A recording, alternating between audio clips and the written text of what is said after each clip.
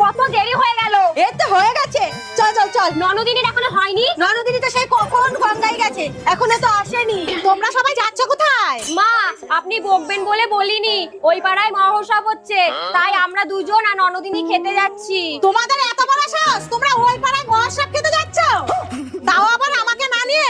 আমিও যাব, দাঁড়াও আমি এক্ষুনি রেডি হয়ে আসছি। বৌমা চলো। কিন্তু মা, ননদিনী তো এখনো আসেনি।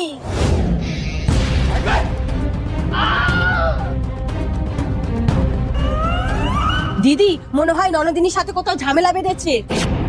দেখে নেবো আজকে।